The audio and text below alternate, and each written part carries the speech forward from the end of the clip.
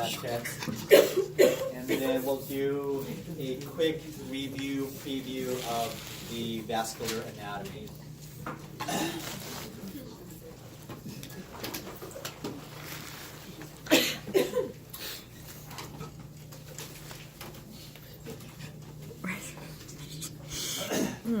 Okay, so venipuncture for the administration of contrast media historically had been done by radiologists. In many states, you also have the nurses doing it. So although radiographers are allowed to perform venipuncture, there's still a few hospitals out there that it's not in their policy to allow us to do it. In the last few years, more and more hospitals are allowing the techs to do it. How do I know? You did it. Because I got my former students calling me back saying they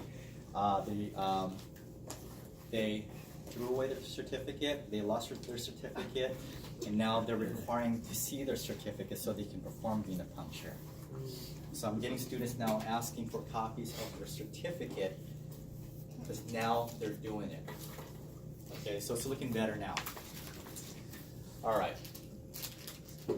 Defining agencies. Everybody familiar with JCER, Joint Review Committee on Education? They're the ones who identify or set the guidelines for radiologic technology education. So they define and promote educational guidelines through the accreditation of educational programs in radiography, radiation therapy, MRI, and also medical dosimetry. Here, you guys, the program that we have here is junior certified. Okay, there are programs out there who are not certified, and if they're not properly certified or accredited, they cannot sit down for their boards. And there have been many lawsuits across the nation where they claim to be a radiologic technology school and come to find out they don't have the accreditation. And after 2 years of going to that school and $45,000 later, that it doesn't count. There's a lot of lawsuits like that. So we are fully accredited. You guys hear about the Long Beach program? They're not accredited. What? They're not junior cert accredited. So what happens now? There are loopholes, and here's the loophole. If the school's accredited, it's a blanket accreditation. But I think they're the only one in California that doesn't have this. Yeah. Well, again, it's not sketchy because I mean, as long as Long Beach City is accredited by the regional accreditation, but that kind of makes a difference of whether or not they don't attract a lot of students because of that. When they find out that they're not junior cert, then they don't go there. But they're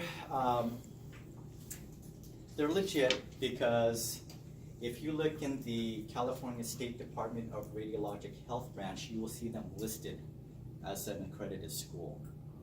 Okay, because of that blanket accreditation. And then they can sit for their board. And they can sit for their boards. If they're not on that list, they can't. But again, they lose students because they look for that. Well, They don't understand that. When Yeah. you go to that site, it says do not go to a school that does not have this. Right. No. Right. But Long Beach City is listed on there. And my good friend is the director over there. I give him shit all the time. He's a graduate of this program. And so we're really close. In fact, I'm gonna try to have lunch with him in a couple of weeks. He wants to know what's going on. So he's the director over there. He also teaches, I think, a special procedures course in Orange Coast College. But he is one of the smartest, brightest guys I've ever known. I mean, he outsmarts doctors. He has a very vast knowledge in interventional radiology in the cardiac cath lab, and he outsmarts doctors. He is so smart. And I wish I can bring him here, but And he loves talking yeah, about. he can stay in Long Beach. Yeah. He loves it. You tried going there, right? No, well, I covered prereqs. They differ a little bit from here and there. I got both for both schools to see where I can get in first. So, but I got accepted here because there I was already on a wait list. You know, it's not competitive there; it's based on wait list. So I was on wait list there, but I got in here first. Okay. So. But you know, what's funny is every year he calls me. He goes, "Do you have any students that you can turn my way?" I do. Yeah. So those students who don't do very well in their courses, but who I think can be strong. Because again, you know, my opinion about being academically smart and also being hands-on. They may not be book smart. They may not be good studiers, but they're really good with their hands and how to analyze things. And I will direct 3 to 4 students to him every year. So. He's a funny guy. Huh? He's a funny guy. He's a funny guy. Yeah. Yeah. He's big. Yep. He's huge. Yeah. He loves He's really TV. good at bowling too. Huh? Me He's too. really good at bowling too. What was that? He's really good at bowling. Oh, Good yeah. at bowling? Oh, you met him? No, no. Yeah. He almost took the route to become a professional bowler. Yeah, he was going to be a professional bowler. he do? Yeah. They have their own association. It's like the World Professional Bowler. There's like the World WPBA. Yeah, he was a junior member of that. Yeah. He's really good. It's fun. Okay. Next one here is the ASRT, the American Society of Radiologic Technologists. Are you guys familiar with this? We heard about it. Okay, you heard about it. So, they are the national organization that develops and updates guidelines for education programs, also defines the technologist's scope of practice. So, they are different from the ARRT, which is the American Registry of Radiologic Technologists. The ARRT are the ones who award you your certificate/license. These guys are the educational part of it. So when you guys get your certificate license, I always do certificate license because it depends on who's talking about it. Some people call it a certificate, some people call it a license. But they are the ones who set the guidelines for continuing education. So you're going to be in contact with these guys after you get your piece of paper. You're going to be referring them to them often to find out the requirements of maintaining your licensure. So that's the ASRT. But they've also been heavily involved in advocating what our scope of practice should be in our field. And then you have the American College of Radiology. So I'll just read this off. The ACR is an organization dedicated to advancing the science of radiology, improve radiologic service to the patient, study the socioeconomic aspects of practice of radiology, and encourage, improve, and continuing education of radiologists in allied health. The body of the ACR is composed mostly of physicians, of radiologists. And they are also the ones who are one of our biggest advocates in pushing their agenda to increase our scope of practice. And that's why you have fields like physician's assistants, where they are allowing us to do a little bit more than what we do as basic technologists. You guys ever heard of RA and RPAs? Radiology assistants and radiology physician's assistants? You've heard of nurse practitioners. Okay, so nurse practitioners are ones who are above the level of the nurses. They do their own procedures. They can write their own prescriptions, but just slightly under the MD. RPAs do the same thing. RAs do the same thing. They can perform a majority of the procedures by themselves without a radiologist being in the room, and they also, is within their scope of practice to write prescriptions, order x-rays, as well as medications. Yes? As a PA, can you, is there a lot of like job opportunities or? Not so much in California. Not so much in California. If you go Midwest and back east, they're a little bit more accepted there. We're kind of struggling here on the west side of the Rockies. But they do have that program here. They have it at Loma Linda. Yeah, I've seen Yeah. it. Yeah. Yeah, I know a handful of RPAs, and again, they're not so dependent on them. But again, If you're confined here to California, then that might not be the route that you want to take. If you are moving Midwest or back east, then I would say, yeah, go for it. Okay, so now that I've introduced the different accrediting bodies and organizations, how are they involved in getting us to where we are today? So in 1987, the American College of Radiology, resolution number 27, established support for the venipuncture and the administration of drugs as part of the job description of radiographers and radiation therapists. So again, back in 1987, they were already pushing for this. In 1991, the American Society of Radiologic Technologists approved the incorporation of venipuncture as part of the job description. So they said this should be, first they initiated it, and then they said, yes, it should be part of our job description, back in 1991. So they pushed for radiographers as well as therapists. They've constantly amended because the language of the statutes are very, very vague, and they've tried to make it as specific as possible that falls within our scope of practice. And now here in 1993, we have Marianne Tortorici and Joanne McDonald conducted a national survey to determine which states had the statutes, rule, or regulations relevant to the parenteral injection. What is parenteral? It's back in 153, guys. Okay? Is it what? No. It's anything that breaks the That's skin. anything that breaks the skin. Anything that breaks the skin. So it could be IV, intravenous, it could be intra-arterial, it could be through the joint, intra-joint. Okay? Intrathoracic, anything that breaks the skin. That's what it means. So parenteral injection of radiopharmaceuticals or contrast media by radiographers. So they did a survey, and they found out that 26 of the 49 states that responded had some form, some language of licensure that talks about parenteral injections of radiopharmaceuticals. States containing vocabulary related to radiographers performing venipuncture are included in California, Illinois, Montana, New Jersey, New York, and also Utah.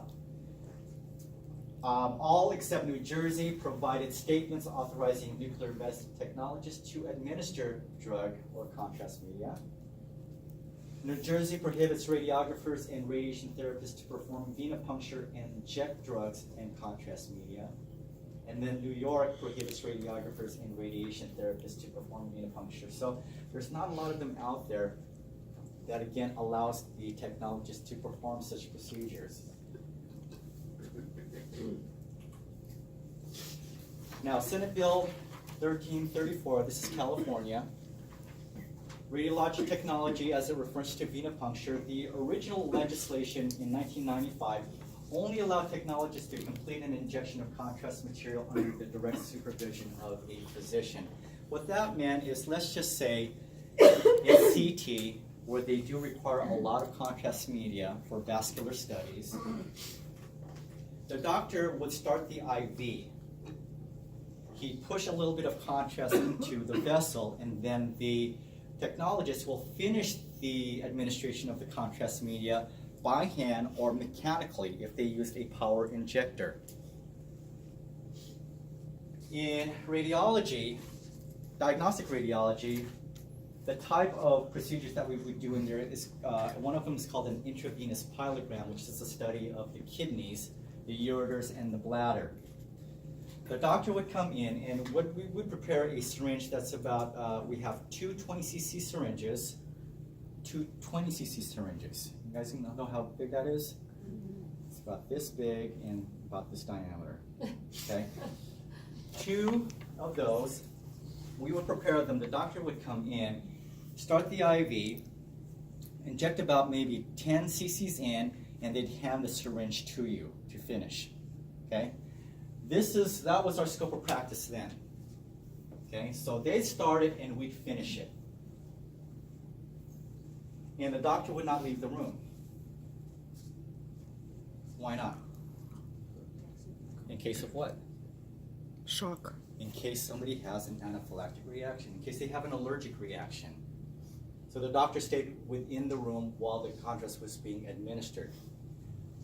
Now, effective January 1996, under Senator Wright, the physician need only be immediately available in the facility.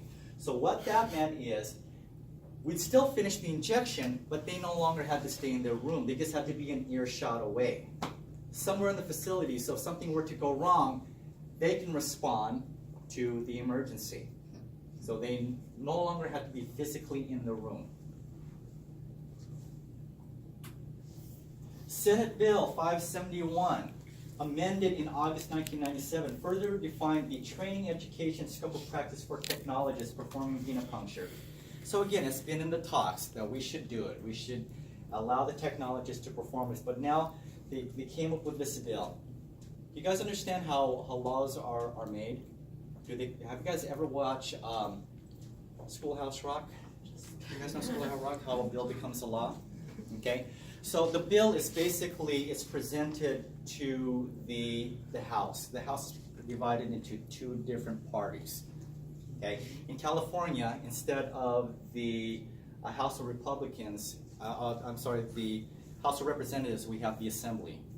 And then the other house is the Senate, just like in the United States government. So the bill is presented to both houses, the Assembly and the Senate. And they get presented, it gets either approved or doesn't get approved, and if it's disapproved, it starts all over again. If it gets approved, it goes to the next house. And then if it's not approved, they may make amendments or changes to it, and it goes back to the House of Assembly, and it keeps going back and forth, back and forth, back and forth, until both parties agree, and then it ends up on the governor's desk for him to sign. So this was just at the beginning stages, Senate Bill.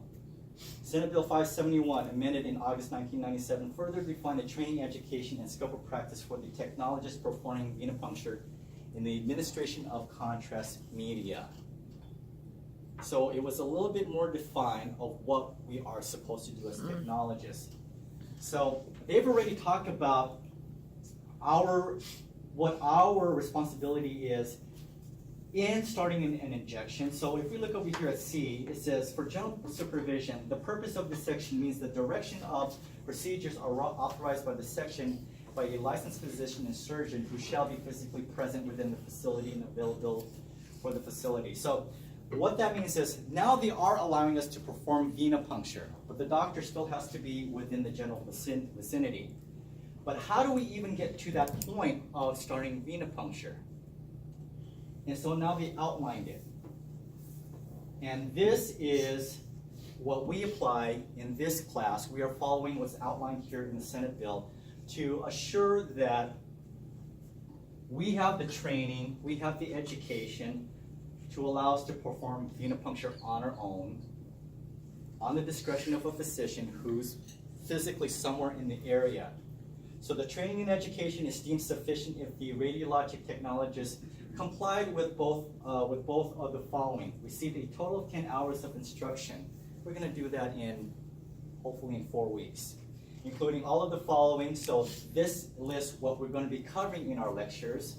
We're going to do anatomy, physiology, venipuncture instrumentation, puncture techniques, techniques of intravenous line establishment, the hazards and complications of venipuncture, etc., etc. So they were the ones who defined what we needed to do to allow us to perform venipuncture. Now here's the catch also. When they wrote this up, they said that for us to perform venipuncture, it's limited in that we can only access first of all, it's a venous access. You can't do arterial punctures. It's only a venous access. The other criteria is it has to be upper extremity. You can't stick anything else. Only the upper extremity, meaning anywhere from your hands all the way up to your shoulders. Anything else you can't stick. Okay? That's how it's defined. So the statute has been amended to authorize a radiologic technologist under, bless you, the general supervision of a physician and surgeon to perform venipuncture in an upper extremity. And here's the catch. When you perform venipuncture, it's solely for the administration of contrast media on the upper extremity. I think I talked about this last week. You get yourself a venipuncture certificate or a, what do you call that? Phlebotomist. Phlebotomist certificate. The techniques are the same, but the end results are completely different. Okay? So the education and certificate that we get is only for the administration of contrast media, because if we inject contrast media, nothing may happen, or worst case scenario, something may happen. And that's what we prepare you for, is if that something happens. And then in 2013, again, because the law, or the chapter, in California is what they call it, because of the chaptered bill was so vague, they didn't really specify how we were supposed to get those 10 sticks. So it kept going back and forth. Can we do a dummy arm, or can we, do it on a live human? Dummy arm, live human. And so someone says, no, we shouldn't do live humans. We should continue to do it on dummy arms. And eventually they just said, you can do it on either one. Okay? So the amended law states that 10 venipunctures may be performed by students on a human or a mannequin under personal supervision. Again, that's the key. It has to be observed by someone who's already been certified in venipuncture for the administration of contrast media. So if we start practicing on each other in a few weeks, I can be the observer, a doctor could be an observer, the nurse could be an observer, okay, because we're all licensed in venipuncture, and another technologist who's been certified in this can also be an observer. But if they don't have the certificate, they can't be an observer. It has to be a licensed personnel, doctor, nurse, or another rad tech with the certificate for venipuncture. Okay. Now, what about, you guys know Mr. McDermott? Bob McDermott? He's a nuclear medicine technologist. They administer radiopharmaceuticals. He had to get the same thing. He had to get a certificate for venipuncture for administration of radiopharmaceuticals. Okay? He's not a rad tech, but he is a nuclear medicine tech who can also be an observer. Okay, scope of practice. The scope of practice is a terminology used by state licensing boards for various professions that defines the procedures, actions, and processes that are permitted for the licensed individual. The scope of practice is limited to that which the law allows for specific education and experience and specific demonstrated competency. Each state has laws, licensing bodies, and regulations that describe requirements for education and training and defines the scope of practice. So California has our own definition of scope of practice. Texas has their own definition of scope of practice and what you can do as a technologist. And so do each and every one of the states. Just because we're allowed to do it here doesn't mean we're allowed to do it somewhere else. Here's an example. As far as the licensure certification to perform x-rays, do you know that there are at least 6 states in the United States that don't require you to have a license? Where's that? And we wish we knew it before. Actually, I think one of them is Alabama. There's Alabama. I think Ohio is one of them. What was that? North Carolina. One of the Carolinas is one of them.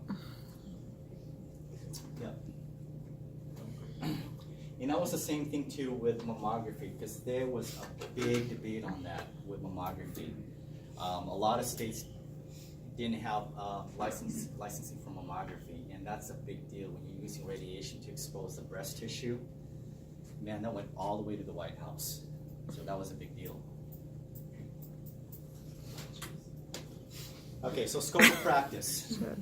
What is scope of practice? So for example, when we're referring to scope of practice, an example, a radiographer is sued as a result of negligently performing an injection that has caused some injury. So the scope of practice is going to be investigated, and it says that since the recently redrafted scopes of practice include venipuncture and pharmacology, within our scope, they cannot sue us for that because it falls within our scope of practice. They can't say, well, you know, it's malpractice. No, it's not malpractice because it's within our rights to do that. It's within our job title. What they can get you for is, did you get the proper education? Did you get the proper training? Okay. They also look at other circumstances of why you be negligent, but they can't get you saying that it wasn't your job or duty. Yes. So with like what we're getting now, you know how we have to do CE units? Yep. Do you have to do like that for venipuncture No. too? Like keep going, or it's No. like a Yeah, CE? so yeah, you don't need CEs for this. What will happen though is when you finish this, so you get your 10 sticks, you get your certificate, okay? And it's not just students, it's also technologists. So they get their sticks. Let's just say as a technologist, I went to a one of these programs in Anaheim to learn venipuncture. So I do my 10-stick demonstration there. In my employment, I would still have to perform 10 additional sticks before they allow you to start, yeah, before it becomes your actual responsibility in your job. Okay. So what that means is even with your certificate, before you can start sticking live people there, you still have to demonstrate that you can. They'll mark you off for 10 sticks, and then they'll leave you, let you do it on your own. Okay, any questions here? So therefore, it is important that the radiographers be properly trained in venipuncture technique and contrast media or radiopharmaceutical administration. Most importantly, radiographers must periodically update their knowledge of contrast media or radiopharmaceuticals. So not necessary to maintain your license as, you know, as a certified venipuncturist, but you can take CEUs that's related to this to maintain your license as a radiologic technologist. Does that make sense? Yeah. Okay. The doctrine of liability. Each person is responsible for his or her own actions. Radiographers must take responsibility for the practices that they perform. They must understand what they are doing, why they are doing it, and how they are expected to do it.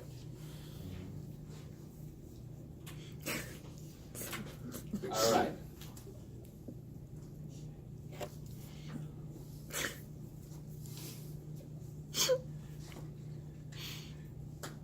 Man, you're red. I'm white. Okay. All right, anatomy and physiology of venipuncture sites. So we're going to do a little anatomy of the vasculature. Everybody knows what bloods are, right? It's red. Huh? Red. You know what the Crips are? Crips? What's Crips? She doesn't know. That's true. What's that? Huh? They're gangs. They're gangs. Oh. Bloods and the Crips? Or Crips in the blood? No. Yeah. Okay, blood.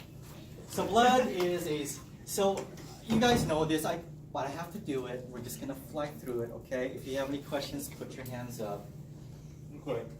Blood is a specialized bodily fluid that delivers necessary substances to the body cells and tissue. Again, the whole purpose of blood is to deliver oxygen and nutrients to the tissues and organs, right? We know that. The average person contains 10 pints, 7 to 9% of the total body weight, and is composed of plasma and blood cells. So plasma is the media that suspends the blood cells. It's yellow in color and is composed 90% water. The remaining portion contains food, oxygen, salts, fats, metabolic waste, respiratory gases, hormones, antibodies, and also enzymes. Okay? And then we have the blood cells, beginning with RBCs. RBCs have hemoglobin, which is responsible for carrying oxygen to the tissues and organs and carrying carbon dioxide away from the tissues and organs, so any waste material away. They carry small amounts, again, from carbon dioxide, lives about 120 days. Concave disc, they have no nucleus, and they do not leave the circulatory system. They are in the circulatory system unless what? then you have a cut. Then that's when it leaves the circulatory system, but it does is confined in there unless there's some sort of injury. Okay. White blood cells, principal function is to fight infection. They lack the hemoglobin, have no nucleus, but they do, unlike red blood cells, they do have the ability to go through the different capillaries. Okay, so they can leave the circulatory system. Okay? Do you guys remember those Hostess snowballs? You know what I'm talking about? I feel left out. Platelets. Platelets, also known as thrombocytes. They are responsible for initiating the clotting process. They seal small leaks in the capillaries. Now, it says that they are not actual cells, but fragments of cells.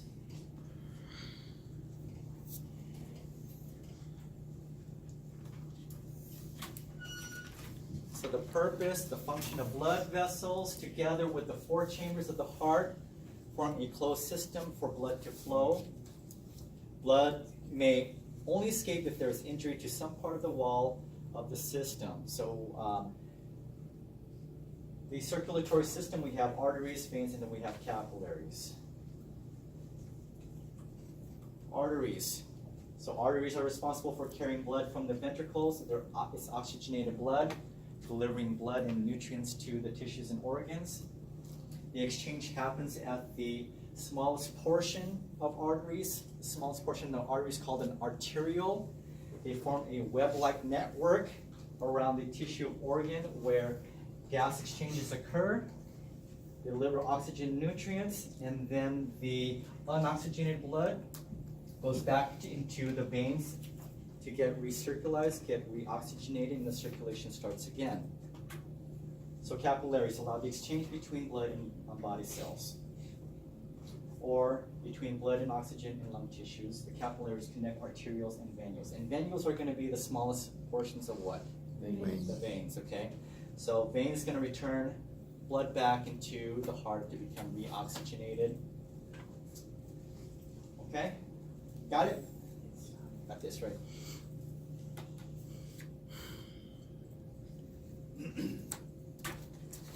All vessels in the body may be subdivided into two groups of circuits. First one is systemic, the second one is pulmonary. Circuits in pulmonary.